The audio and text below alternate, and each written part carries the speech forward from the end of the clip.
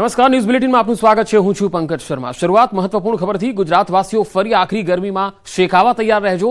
આવનારા 4 દિવસ 2 થી 3 ડિગ્રી સુધી તાપમાન વધવાનું છે। અમદાવાદ શહેર આજે યલો એલર્ટ આપવામાં આવેલું છે। અમદાવાદમાં પારો 42 ડિગ્રી આંબી શકે। ગઈકાલે અમદાવાદમાં 41.6 ડિગ્રી તાપમાન હતું। કંડલામાં સૌથી વધુ 43.6 ડિગ્રી તાપમાન નોંધાયેલું હતું। આવતીકાલથી ફરી હીટવેવની આગાહી છે અને 3 દિવસ સુધી 4 જિલ્લામાં ગરમીનું યલો એલર્ટ રહેશે, જેમાં બનાસકાંઠા, સાબરકાંઠા, રાજકોટ અને કચ્છમાં યલો એલર્ટ અપાયેલું છે। 15 થી 17 એપ્રિલ સુધી 4 જિલ્લામાં હીટવેવની આગાહી છે। દરિયા કિનારાના વિસ્તારોમાં ગરમ અને ભેજવાળા પવન ફૂંકાશે। 17 એપ્રિલ બાદ તાપમાનમાં 2 થી 3 ડિગ્રી ઘટાડો થશે। 4 दिनों के लिए मैक्सिमम टेम्परेचर में 2 से 3 डिग्री की बढ़ोतरी का पूर्वानुमान है। उसके बाद 2 से 3 डिग्री का मैक्सिमम टेम्परेचर में गिरावट का पूर्वानुमान है। और इसके साथ ही जो हीट वेव की वार्निंग है वो जहाँ जो डिस्ट्रिक्ट है जहाँ पे हीट वेव की वार्निंग है वो बनासकांठा, साबरकांठा, राजकोट और कच्छ के लिए 15, 16 और 17 की तारीख में हीट वेव की वार्निंग है और साथ में येलो अलर्ट जारी है। ભૂલથી પણ ન વિચારતા કે ગરમીથી છુટકારો મળી ગયો છે। હજુ પણ આકરી ગરમી ગુજરાતનો પીછો નહીં છોડે। હવામાન વિભાગ અને હવામાન નિષ્ણાતોના મતે હજુ પણ ગુજરાતમાં આકરી ગરમીનો રાઉન્ડ આવશે। આવતીકાલથી રાજ્યમાં ફરી ગરમીનો રાઉન્ડ આવવાનો છે। 15 થી 17 એપ્રિલે ફરી ગુજરાતમાં હીટવેવની આગાહી કરાઈ છે। હવામાન વિભાગના મતે સૌરાષ્ટ્ર કચ્છમાં 15 થી 17 એપ્રિલ સુધી હીટવેવ રહેશે। આ ઉપરાંત ઉત્તર ગુજરાતમાં પણ ભીષણ ગરમી પડશે। એપ્રિલ મહિનાની શરૂઆતથી રાજ્યમાં શરૂ થયેલી હીટવેવથી લોકો ત્રાહિમામ પોકારી ગયા હતા। અનેક શહેરોમાં ગરમીનો પારો 44 ડિગ્રીએ પહોંચી ગયો હતો। જોકે છેલ્લા 2 દિવસથી ગરમીમાં 2 થી 3 ડિગ્રીનો ઘટાડો થતા લોકોએ રાહત અનુભવી, પરંતુ હવામાન વિભાગના મતે ફરી 15 એપ્રિલથી ગરમીનો પારો ઉચકાશે। તો હવામાન નિષ્ણાત અંબાલાલના મતે 18 એપ્રિલથી ફરી ગુજરાતનું વાતાવરણ બદલાશે। મે મહિનામાં ખતરનાક વાવાઝોડા આવશે। હવામાન નિષ્ણાતનું માનીએ તો મોસમ કરવટ બદલતી રહેશે। 15મીથી ફરી ગરમીનો રાઉન્ડ શરૂ થશે, પરંતુ એ ટૂંકો રહેશે। ફરી 18મીથી આકાશમાં વાદળો ઘેરાઈ શકે।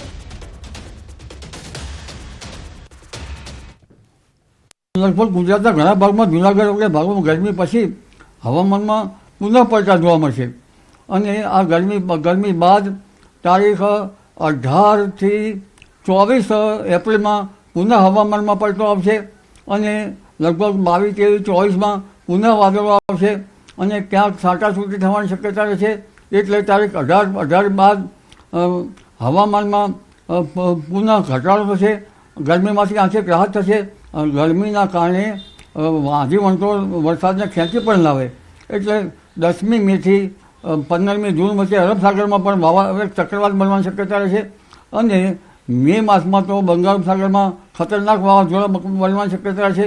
સમુદ્રનું તાપમાન ઊંચું જશે, જેના કારણે આ વખતે લગભગ રોહિણી નક્ષત્રમાં વરસાદ આવી જવાની શક્યતા રહેશે। રાજ્યમાં અંગ દજાડતી ગરમીને લઈ સીએમને પત્ર। ગરમીમાં હેલ્મેટમાંથી રાહત આપવાની માંગણી કરાઈ। સુરતના પૂર્વ ધારાસભ્ય ધીરુભાઈ ગજેરાએ પત્ર લખ્યો। ગરમીમાં પ્રજાને સિટી વિસ્તારમાં આરોગ્યને જોખમરૂપ રહે છે હેલ્મેટ। બપોરના સમયમાં 40 થી 45 ડિગ્રીના તાપમાનમાં શહેરમાં કોઈપણ ભાગમાં જવું હોય તો 300 થી 400 મીટરના સિગ્નલ પાસ કરવા પડે અને આ ગરમીમાં પ્રજા માટે જોખમી પણ છે। ગરમીમાં હેલ્મેટ વધુ મુશ્કેલી ઊભી કરી શકે છે। ગુજરાતમાં 2 વ્હીલર ઉપર હેલ્મેટનો કાયદો આવ્યા બાદ લોકો કડકપણે અમલ કરી રહ્યા છે, ત્યારે ભાજપના પૂર્વ ધારાસભ્ય ધીરુભાઈ ગજેરાએ મુખ્યમંત્રીને પત્ર લખ્યો છે। શાના માટે પત્ર લખ્યો આપણે ધીરુભાઈ પાસેથી જાણવાનો પ્રયાસ કરીશું। ધીરુભાઈ, હેલ્મેટનો કાયદો રદ કરવા માટેનો એક પત્ર લખ્યો છે, કેમ? હેલ્મેટનો કાયદો રદ કરવા માટે એટલે પત્ર લખ્યો, ગરીબ અને મધ્યમ વર્ગ એમને માટે પીસાય છે। ગરીબ અને મધ્યમ વર્ગ આમાં લૂંટાય છે, કારણ કે 15મી ફેબ્રુઆરી ઇમ્પ્લિમેન્ટ જ્યારથી થયું 300 રૂપિયાના હેલ્મેટના 1500 રૂપિયા લીધા અને જેણે જે કંપનીએ માર્કેટિંગ કરવું હતું માર્કેટિંગ કરી લીધું, પૈસા કમાઈ લીધા। પ્રજાનો પૈસા આજના મોંઘવારીમાં, અસહ્ય મોંઘવારીમાં સરકારે દંડ ઉઘરાવી લીધો। ઓછામાં ઓછો 30 થી 35 કરોડ રૂપિયા દંડ પહેલે દિવસે ઉઘરાયો 15મી ફેબ્રુઆરીએ। આજે રોજના કરોડો રૂપિયા દંડ ઉઘરાવાય છે અને જ્યારે હેલ્મેટના કાયદાની સિટી વિસ્તારની અંદર તમારે મતલબ 200-300 મીટર 4 રસ્તા આવતા હોય, સિગ્નલો આવતા હોય, 10-15 કિલોમીટરની ઝડપે ગાડી ચાલતી હોય અને આ તમારી ગાડી ચાલતી નથી સ્પીડે અને તમે હેલ્મેટના કાયદો સિટી વિસ્તારનો હું વિરોધી છું, કારણ કે સિટી વિસ્તારની અંદર કાયદો તમે માર્કેટમાં જાઓ, શાકભાજી લેવા જાઓ, ધંધે જાઓ, મંદિરો જાઓ, કોઈ પણ જગ્યાએ હોસ્પિટલ જાઓ, આ તમારે હેલ્મેટ સાચવવો મોટો જોખમી છે. તમે પણ અનુભવ કરતા હશો કે તમારે કેમ હેલ્મેટ સાચવવું પડે. અને ગાડી પર લોક કરીને જાઓ, ગાડી ઉપરથી હેલ્મેટ ચોરાઈ જાય. એટલે પહેલો તો મતલબ 2000 રૂપિયાનો 1500 રૂપિયાનો હેલ્મેટ પહેલાં જ નવો લેવાનો. એક બાજુ આ મોંઘવારીના ત્રાસથી તમે જાણો છો ગરીબ અને મધ્યવર્ગ લૂંટાઈ રહી છે ચારે બાજુથી. કારણ કે પંચાયતથી પાર્લામેન્ટ સુધીનું 100% રિઝલ્ટ મળી ગયું છે. વિરોધ પક્ષ નથી એટલે લૂંટો ભાઈ લૂંટો, ચારે બાજુ ભ્રષ્ટાચાર, ચારે બાજુમાં લૂંટવાની ચાલુ છે. જેથી કરીને આ હેલ્મેટના કાયદામાં ગરીબ અને મધ્યમ વર્ગ સૌથી વધારે પીસાઈ રહ્યો છે. અને એની વેદના મેં રજૂ કરી છે કે સરકારે વટહુકમ દ્વારા યા તો બિલ લાવીને આ કાયદો રદ કરવો જોઈએ અને પ્રજાને ચાર રસ્તા પર જે લૂંટાય છે એ બંધ થવું જોઈએ. બિલકુલ. આ હતા ધીરુભાઈ ગજારા. તેમનું સીધું કહેવું છે કે મોંઘવારીમાં સામાન્ય વ્યક્તિ પીસાઈ રહ્યો છે, પણ સિટી વિસ્તારમાં 400 કે 500 કે 1 કિલોમીટરે સિગ્નલ આવતા હોવાને લઈને હેલ્મેટની જરૂર નથી. તે છતાં પણ આ કાયદો લાવવામાં આવ્યો છે ત્યારે ચોક્કસ પત્ર દ્વારા કાયદો રદ અથવા આનામાં સુધારા કરવા માટેની રજૂઆત કરી છે. કેમેરામેન જીગર ગુગલ સાથે કીર્તેશ પટેલ, ન્યૂઝ 18 ગુજરાતી, સુરત. પાલીતાણાના હસ્તીગીરી ડુંગર પર ફરી આગ લાગી ગઈ. ખાનગી માલિકી વિસ્તારના ડુંગરાઓમાં આશરે 6 વીઘામાં આગ લાગી. ધુમાડાના ગોટે ગોટા દૂર દૂર સુધી નજરે પડ્યા. હસ્તીગીરી ડુંગર અને આસપાસના વિસ્તારમાં શેડ્યુલ 1 અને શેડ્યુલ 2 સહિતના વન્ય પ્રાણી વસવાટ કરે છે. આગ વધુ ન ફેલાય તે માટે સ્થાનિકો પણ પ્રયાસ કરી રહ્યા છે. તાજેતરમાં સિંહનો વસવાટ પાલીતાણા અને આસપાસના રેવન્યુ વિસ્તારમાં પણ વધ્યો છે. ફાયર વિભાગની ટીમ હજુ સુધી ઘટના સ્થળે પહોંચી નથી. અગાઉ પણ થોડા દિવસ પહેલા આ વિસ્તારના ડુંગરોમાં આગ લાગી હતી. 6 દિવસ બાદ આગ પર કાબુ મેળવી લેવાયો હતો. વાપી શહેરમાં ઠેર ઠેર ખોદેલા ખાડાથી સ્થાનિકો ત્રાહિમામ પોકારી ગયા છે. ગાંધી સર્કલ નજીક બ્રિજની કામગીરીને લઈને ખોદેલા ખાડામાં ગંદુ પાણી ભરાઈ રહે છે. શીતલ એપાર્ટમેન્ટના લોકો છેલ્લા 1 અઠવાડિયાથી હાલાકી ભોગવી રહ્યા છે. સ્થાનિકો તો ત્યાં સુધી કહે છે કે પીવાના પાણીની લાઇનમાં પણ ડ્રેનેજનું ગંદુ પાણી છે. વારંવાર રજૂઆત કરવા છતાં કોઈ નિરાકરણ આવતું નથી. આથી સ્થાનિક તંત્રની કામગીરી પર સવાલ ઉઠી રહ્યા છે. શીતલ એપાર્ટમેન્ટ ગાંધી સર્કલ છે, તો ત્યાં હું ત્યાં જ રહું છું. હમણાં છેલ્લા 10 દિવસથી તો એટલા હેરાન થાય છે અમે લોકો કે વારંવાર આ લોકો બ્રિજવાળા પાઇપ તળાઈને તોડી નાખે છે અને ગટરનું પાણી આગળ જતું નથી ને અમારે આખા શીતલમાં પાણી ગંદુ થઈ ગયું છે, તો કોઈ ધ્યાન આપતું નથી અને વારંવાર આ કહેવા છતાં બી કોઈ કંઈ કરતું નથી. ગટરનું પાણી ભરાઈ ગયેલું છે. 10 દિવસથી હેરાન પરેશાન છીએ. અમને બહુ જ તકલીફ થાય છે. બચ્ચાઓ બિચારા કેમ ટ્યુશન સ્કૂલ જાય છે. અમે બધા હેરાન છીએ. શીતલ એપાર્ટમેન્ટમાં પાણી એટલું ભરાઈ ગયેલું છે ને કે ગટર તૂટી ગઈ છે બ્રિજ બનવાના કારણે. વરસાદી પાણીના નિકાલ માટે બનેલા કુદરતી કોતરમાં ગંદા પાણી વહી રહ્યા છે. ગંદકી વચ્ચે લોકોને રહેવું મુશ્કેલ થઈ રહ્યું છે. વાત છોટાઉદેપુરના બોડેલી વિસ્તારની છે. અલી ખેરવા, ચાચક, ઢોકલિયા અને બોડેલીમાં કુદરતી કાંસમાં ગંદકી અને મકાનોના દબાણોને લઈ કાંસ છીછરી અને કચરાથી ભરાઈ ગઈ છે. દુર્ગંધ મારતા પાણીનું સતત વહન થતા લોકો ત્રાહિમામ પોકારી રહ્યા છે. સ્થાનિકોએ કહ્યું, ચોમાસામાં તમામ લોકોના ઘરે પાણીમાં જે ગરકાવ થઈ જતા હોય છે ત્યારે કેટલાક વિસ્તારમાં તો 12 ફૂટ જેટલું પાણી પણ ભરાઈ જતું હોય છે. સ્થાનિકોને ચોમાસામાં અન્ય જગ્યાએ રહેવા જવું પડે છે. એટલું જ નહીં, સ્થાનિકોએ તો ત્યાં સુધી કહ્યું કે વારંવાર રજૂઆત તો કરી લીધી, જો કે નિકાલ તો આવતો જ નથી. હવે સવાલ એ છે કે વારંવાર રજૂઆત છતાં નિરાકરણ કેમ નથી? તંત્ર અજાણ છે કે પછી જાણી જોઈને અજાણ બની રહ્યું છે?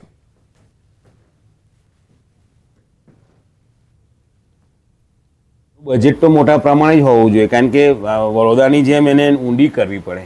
જે બરોડામાં જે ચાલે છે એ પ્રમાણે ઊંડી કરવી જોઈએ. શહેરીકરણ પ્રમાણે જે છે અત્યારે દબાણની તો કોઈ એવી એ નથી, પણ એનું જે માપ છે એને પહોળો કરી અને સારું વ્યવસ્થિત કરે તો પાણીની સમસ્યા ઉકેલ થઈ જાય એમાં. હા, જે હરખરી કોતરની આજુબાજુ જે વિસ્તાર વર્ષો જૂની આ સમસ્યા છે, કોઈ આજની સમસ્યા નથી. અમે અનેક વખત અગાઉ પણ રજૂઆતો કરેલી છે. અમે બચપણથી જોયેલું કે એની પહોળાઈ અંદાજન 60 ફૂટની હતી. ત્યાર પછી તબક્કાવાર એમાં ગેરકાયદેસર બાંધકામો થતા ગયા અને અત્યારે હાલના સંજોગોમાં એ હરખલી કોતર 10 ફૂટ કરતાં પણ સાંકડું થઈ ગયું છે. 12 ફૂટ પાણી અહીં ગયું હતું. અહીં હિન્દુ મુસ્લિમ બધી પ્રજા મિક્સ રહે છે અને બધાના ઘરો ડૂબી ગયા હતા. લોકો પાસે પહેરવાના કપડાં નહોતા, ખાવાનું સામાન, ઘરનું સામાન, બધી વસ્તુ બગડી ગઈ હતી. છેલ્લા 3-4 વર્ષથી જે વરસાદ પડ્યા પછીની મુશ્કેલીઓ આવે છે એ અંગે તંત્ર કોઈ કામગીરી કરી છે કે નથી કરી, કે પછી અમારા ઘરની દુકાનની જવાબદારી અમારે જાતે જ નિભાવવાની છે? यहाँ વર્ષોથી ગંદકીની સમસ્યા છે. આજથી 60 થી 70 વર્ષથી સમસ્યા છે. પણ હજુ સુધી એનો કોઈ નિકાલ પંચાયત દ્વારા આવતો નથી. અહીંયા લોકો આવવા જવા માટે બી અનેક સમસ્યાઓ નડે છે. અમારા ડોહાને 6 વર્ષ થયો અને અમારો થયો તો તેની તે જ પરિસ્થિતિ છે, સુધરતું જ નહીં. તો પછી નર્મદા જિલ્લાના ચાપટ ગામના પેટા ફળિયામાં જોડીમાં લઈને જતો એક વિડીયો સામે આવેલો. ત્યારે આ ગામની ન્યૂઝ 18ની ટીમે જ્યારે મુલાકાત લીધી ત્યારે ગામના ઈસીદ્રભાઈને સાપ કરડતા રોડના અભાવે જોડીમાં નાખીને દવાખાને લઈ જવા પડ્યા હતા એવું જાણવા મળ્યું. જોકે રસ્તાના અભાવે એમ્બ્યુલન્સ ગામ સુધી પહોંચી શકે તેમ ન હતી. અંદાજે 10 કિલોમીટર સુધી ઈસીદ્રભાઈને જોડીમાં નાખીને મુખ્ય રોડ સુધી લાવવામાં આવ્યા. મુખ્ય માર્ગ પરથી બાદમાં તેમને ખાનગી વાહનમાં સારવાર માટે લઈ જવાયા. હાલ હોસ્પિટલમાં તેમની સારવાર ચાલી રહી છે. કરમની કઠણાઈ તો જુઓ કે આઝાદીના આટલા વર્ષો પછી પણ ચાપટ ગામને રસ્તાની કે પાણીની સુવિધા આપણે આપી શક્યા નથી. આ સરકારનું તંત્ર છે, આ વહીવટી તંત્ર છે જિલ્લાનું. અગાઉ પણ આ જ રીતે એક મહિલાને પ્રસૂતિની પીડા ઉપડી હતી અને તેમને પણ જોડીમાં લઈ જવામાં આવ્યા હતા. આટલા વર્ષો વીત્યા છતાં ગામમાં રોડ, રસ્તા, પાણી, આરોગ્ય અને ભણતર જેવી કોઈ સુવિધા ન હોય અને જિલ્લા તંત્ર અને સરકાર મોટી મોટી વાતો કરે છે. ગામજનોનો આરોપ છે કે ચૂંટણી આવે ત્યારે નેતાઓ આ જ રસ્તે 10 કિલોમીટર ચાલીને વોટ માંગવા આવી જાય છે, પણ રસ્તો બનાવવાની તસદી કોઈ લેતું નથી. ચાપટ ફળિયામાં 47 મકાનો અને 250 જેટલા લોકોની વસ્તી છે. સ્ટેચ્યુ ઓફ યુનિટી અહીંથી 10 કિલોમીટરના અંતરે આવે છે. જે બીમાર પડે કે કશુંક થાય તો અમે ગામ લોકો બધા ભેગા થઈને પછી જોડીમાં નાખીને પછી 107 કિલોમીટર સુધી ચાલતા લાવીએ છીએ. અમારો પરિસ્થિતિ છે આ છે, એટલે અમારે રોડ રસ્તા બનાવી આપે અને પાણીની કંઈ સુવિધા કરી આપે તો સારું છે. એ લોકોને તત્કાલીમાં અમારે રસ્તાના અભાવના કારણે તૈયારીમાં અમારે ગ્રામજનોને ભેગા મળીને એ લોકોને જોડીમાં બાંધીને તૈયારીમાં 10 કિલોમીટર સુધી જોરથી ચાલીને આરોગ્ય સુધી પહોંચાડવા માટે ગોલવાણી સુધી અમારે ચાલતા પગપાળા લોકોને લઈ આવવા પડે છે. અમારે પેટા ફળિયાની અંદર આર્થિક સુવિધાઓથી અમે વંચિત છે, જે મૂળભૂત હક અધિકારીઓથી અમે વંચિત છીએ અને અમારે એટલી બધી તકલીફ છે કે કોઈ વાત જ ના થાય. ત્યાં પાણીની સુવિધા નથી, આરોગ્યની સુવિધા નથી, રોડ રસ્તાની સુવિધા નથી. નર્મદા જિલ્લાના આજે પણ એવા ગામો છે જે વિકાસથી વંચિત છે. આઝાદીના 75 વર્ષ વીતી ગયા છતાં પણ નર્મદા જિલ્લાના ચાપડ ગામ છે, એ ચાપડ ગામમાં નથી પાણીની સુવિધા, નથી રોડ રસ્તાની સુવિધા. કોઈ બીમાર પડે તો જેમને ઝોલીમાં બનાવી અને જે 10 કિલોમીટર ચાલી અને રોડ લગીને લાવવામાં આવે છે. એટલે જે ગામજનો છે એ ગામજનોની પણ માંગ છે કે અનેકવાર રજૂઆતો કરવા છતાં પણ ગામજનોને કોઈ સાંભળવા તૈયાર નથી. એટલે હવે ગામજનો પણ રોષે ભરાયા છે અને એમની માંગ કરી રહ્યા છે કે રોડ રસ્તા અને પાણીની સુવિધા થાય. બાકી આંદોલનની ચીમકી પણ ઉચ્ચારી દીધી છે. દીપક પટેલ, ન્યૂઝ 18 ગુજરાતી, નર્મદા. રાહુલ ગાંધી ફરી અમદાવાદ આવશે. 15 અને 16 એપ્રિલે ગુજરાત પ્રવાસે આવશે રાહુલ ગાંધી. આવતીકાલે બપોરે 3 વાગે રાહુલ ગાંધી અમદાવાદ પહોંચશે. એઆઈસીસી અને પીસીસીના નિરીક્ષકો સાથે બેઠક કરશે. પ્રદેશ કોંગ્રેસ કાર્યાલય ખાતે રાહુલ ગાંધી બેઠક કરશે. બેઠકમાં એઆઈસીસી 43 નિરીક્ષકો અને 7 સહનિરીક્ષકો હાજર રહેશે. પીસીસીના 183 નિરીક્ષકો સાથે પણ ચર્ચા કરશે. નિરીક્ષકોની શું કામગીરી છે તે અંગે માર્ગદર્શન આપશે. 16 એપ્રિલના રોજ અરવલ્લી જિલ્લાના મોડાસા ખાતે જશે. મોડાસામાં પાયલોટ પ્રોજેક્ટ શરૂ થશે. 16 એપ્રિલે બપોર બાદ દિલ્હી જવા નીકળશે. વધુ માહિતી મેળવીએ. સંવાદદાતા પ્રણવ પટેલ જોડાયા છે. પ્રણવ, રાહુલ ગાંધીની આ ગુજરાત મુલાકાત કેટલી મહત્વની હશે અને આ મુલાકાતમાં નવી જે નિમણૂકો થવાની છે તેને લઈને શું અપડેટ?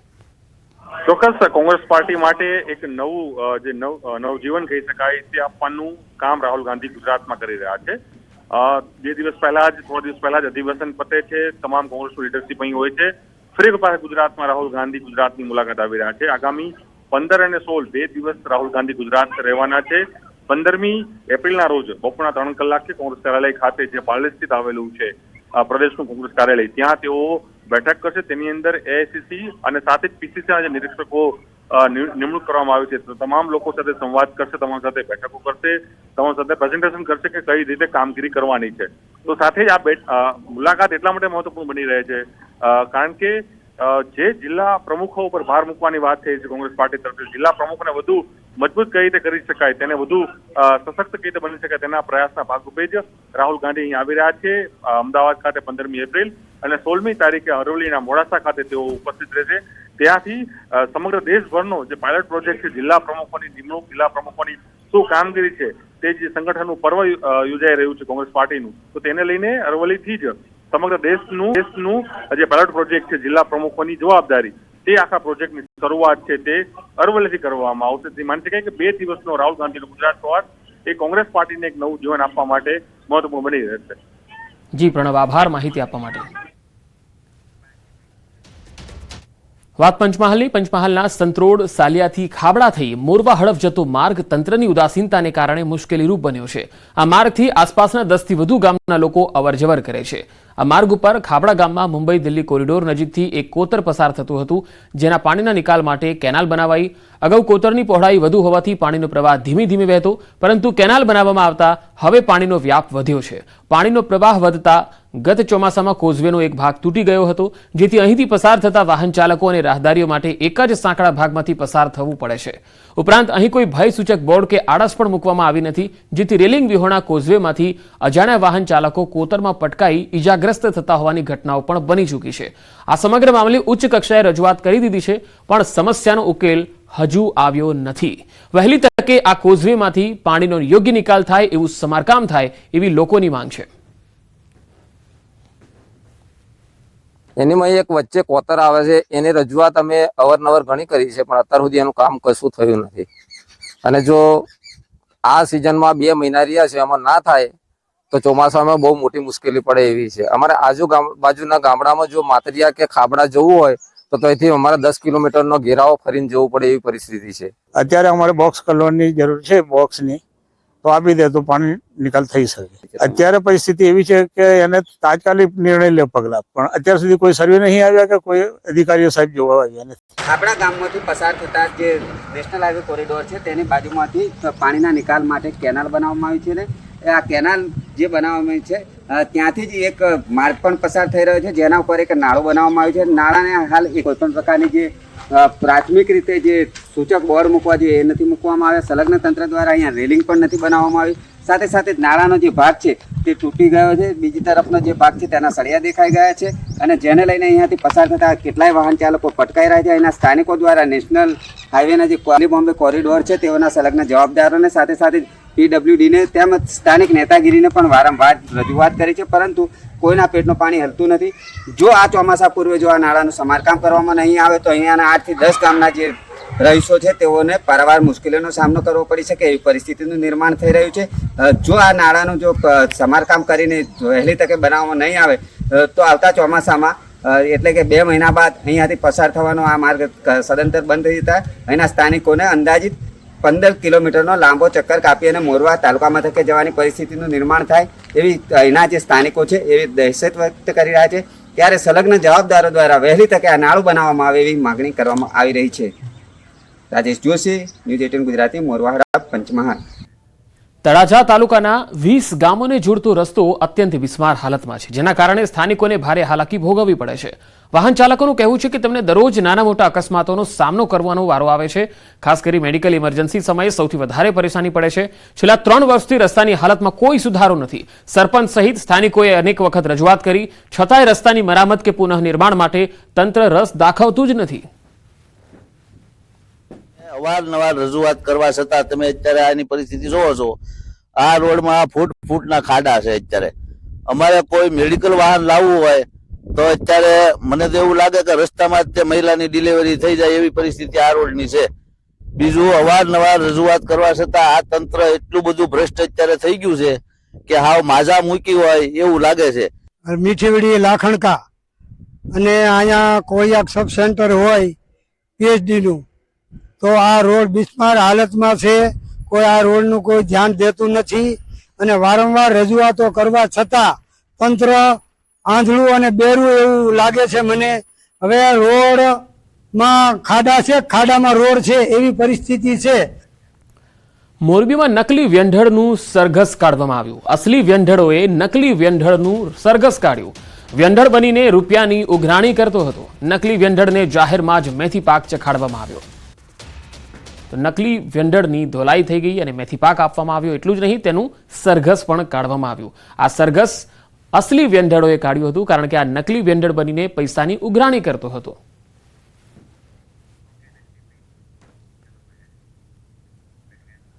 આધુનિક યુગમાં લુપ્ત થતું બળદગાડું અમીરોની ફેશન બનતી જઈ રહી છે. મોંઘીદાટ લગ્નોત્સવ અને ફાર્મ હાઉસ કે હોટલોમાં બળદગાડુનું સુશોભન તરીકે ઉપયોગ થઈ રહ્યો છે. વીરપુરમાં ડલિયા લુહાર જ્ઞાતિના લોકો પોતાની કલાથી જૂના બળદગાડાને નવા બનાવીને વેસ્ટમાંથી બેસ્ટ બનાવી રહ્યા છે. રાજસ્થાનના ચિત્તોડ છોડીને વીરપુરમાં વસવાટ કરતા ડલિયા લુહાર જ્ઞાતિના લોકોએ લુપ્ત થતી કળાને જાળવી રાખી છે. તેમની આ હસ્તકલા ઉદ્યોગને જાળવી રાખવા સરકાર મદદ કરે તેવી તેમને આશા છે. આજે એક વેસ્ટમાંથી બેસ્ટ જેને કહેવાય કે જેઓ જૂનવાણી ગાડાઓ લાવી અને એની અંદર પિત્તળથી એનું જડતર કામ, એનું કોતરણી કે એની અંદર હસ્તકલાનો ઉપયોગ કરી પોતાના હસ્તકલાના જ્ઞાન થકી આજે એ ગાડાઓને વેસ્ટમાંથી બેસ્ટ બનાવે છે કે જે ગાડાઓનો ઉપયોગ પહેલાંના સમયની અંદર જે બળદગાડા તરીકે થતો આજે એ લુપ્ત થતી સંસ્કૃતિ અને વારસાનું આ લોકો જતન કરી રહ્યા છે. એટલે અમે આ ગાડાનું કામકાજ કરીએ છીએ. ગાડાને રિનોવેશન કરી અને એનું નકશી કામ કરી હસ્તકલા પ્રમાણે બનાવીએ છીએ અને આ ગાડા મોટા મોટા ઉદ્યોગપતિ લઈ જાય છે એના બંગલામાં અને ફાર્મ હાઉસમાં રાખવા માટે. તો એટલા માટે અમે સરકારને નમ્ર વિનંતી કરીએ છીએ કે આમાં અમને અમારી રોજીરોટી આપે. કેરીના રસિકો માટે સારા સમાચાર છે. જૂનાગઢ માર્કેટિંગ યાર્ડમાં કેરીની આવક વધી રહી છે. એક જ દિવસમાં 4000 બોક્સની આવક થઈ. 10 કિલો પ્રતિ બોક્સના 800 થી 1200 રૂપિયા નોંધાયા છે. આવતા સપ્તાહમાં હજુ આવક વધવાની સંભાવના છે. કેરીની આવક વધવા છતાં ભાવમાં કોઈ લાંબો ફેરફાર નથી. ગત વર્ષની સરખામણીએ કેરીનો પાક ખૂબ જ ઓછો આવ્યો છે. જૂનાગઢ માર્કેટિંગ યાર્ડની અંદર 3 થી 4000 બોક્સની આવક હતી અને ધીરે ધીરે આવક વધશે અને આજે ભાવ 800 રૂપિયાથી લગાવીને 1200 રૂપિયા સુધી કેરીના બોક્સ વેચાણા છે અને આવતા દિવસોમાં કેરીની આવક વધશે. ફળોના રાજા ગણાતી કેસર કેરીના ઉત્પાદનમાં આશ્ચર્યજનક રીતે ઘટાડો નોંધાતા ચિંતા વ્યાપી છે. આ વર્ષે ગોહિલવાડમાં કેરીની મીઠાશના બદલે તેની ખટાશનો વધુ અનુભવ થશે. દર વર્ષે સૌરાષ્ટ્રમાં સૌથી પહેલા ભાવનગરમાં કેરીના વેચાણ માટે પીઠું શરૂ થાય છે, પરંતુ આ વર્ષે અહીં હરાજી મોડી શરૂ થશે. સાથે કેરીના ઉત્પાદનમાં પણ ઘટ જોવા મળી રહી છે. સરેરાશ ઉત્પાદનમાં 30 થી 50% સુધીના ઘટાડાથી વાડી માલિકોને રાતા પાણીએ રોવાનો વારો આવ્યો. ઓછા ઉત્પાદનને પગલે કેરીના ભાવ પણ ઊંચા જશે. જ્યારે મોર આવ્યા ત્યારે તો એવું લાગતું હતું કે ખેડૂત ન્યાલ થઈ જાય, પણ પછી સમય જતા વાતાવરણ કે જે કાંઈ પરિબળો નીડ્યા પણ કોઈ ફ્લાવરિંગ થયું નહીં, કેરીનો કોઈ જવાટ થયો નહીં, એટલે ખેડૂતોને બહુ મોટા પાયે નુકસાની ગણાય. કારણ કે આંબામાં કેરી જ નથી. આ વર્ષે કેરીના પાકમાં એકદમ હાવ નિષ્ફળ ગઈ તો પણ હાલે એવું કંઈ 10-20% ઉત્પાદન મળ્યું હોય તો એટલો તો અમારે ખર્ચ પણ ન ઊભો થાય. જનરલી વીઘે 25 થી 30,000 રૂપિયાનો ખર્ચો આવી જતો હોય છે એવરેજ, અને ઉત્પાદન આ વર્ષે તો કાંઈ 25,000 રૂપિયાનું વીઘે આવે એવું કાંઈ છે નહીં. એટલે ખેડૂતને આ વખતે ખૂબ મોટા નુકસાનીમાં, આંબાના જે બગીચાવાળા છે એ ખૂબ મોટી નુકસાનીમાં રહેશે. આ વખતે સામાન્ય લોકોને કેરી ખાવી બહુ મુશ્કેલ થઈ જશે. 4,000 થી 5,000 થી 7,000 રૂપિયા અત્યારે ભાવ છે, એટલે સામાન્ય લોકો આ વર્ષે કેરી ખાઈ શકશે નહીં એવું મારું અનુમાન છે. ધાણાનું હબ ગણાતા ગોંડલ માર્કેટ યાર્ડમાં ધાણાની રેકોર્ડ બ્રેક આવક થઈ છે. સૌરાષ્ટ્રભરમાંથી ધાણા લઈને ખેડૂતો માર્કેટ યાર્ડ આવી રહ્યા હતા. ધાણા ભરેલ 3,500 થી વધુ વાહનો યાર્ડના પાર્કિંગમાં નોંધાયા. યાર્ડમાં ધાણાની 3 લાખથી વધુ ગુણની આવક થવા પામી. જો કે હરાજીમાં ધાણાના 20 કિલોના ભાવ ₹800 થી 1650 સુધી બોલાયા, જ્યારે ધાણીનો 20 કિલોનો ભાવ ₹800 થી 2000 સુધીનો બોલાયો. હાલ યાર્ડ ધાણાથી ઉભરાઈ જતા સત્તાધીશો દ્વારા આવક સદંતર બંધ કરાઈ છે. રાઉન્ડ ટૂંકું પડતા કમિશન એજન્ટની દુકાનો તથા અન્ય રોડ રસ્તાઓમાં ધાણા ઉતારવાની વ્યવસ્થા કરવામાં આવી છે. અત્યાર સુધીની આ રેકોર્ડ બ્રેકની આવક માર્કેટ યાર્ડનો સમગ્ર સ્ટાફ, અધિકારીઓ માંડીને પૂરી જહેમત ઉઠાવીને સમાવેશ કરી લેવામાં આવ્યો છે. હાલ જગ્યા ન હોવાથી ધાણાની આવક બંધ કરવામાં આવેલ છે. તેની દરેક ખેડૂત ભાઈઓ તથા વાહન માલિકોએ ખાસ નોંધ લેવી. તો આ બુલેટિનમાં અત્યારે આટલું જ. નમસ્કાર.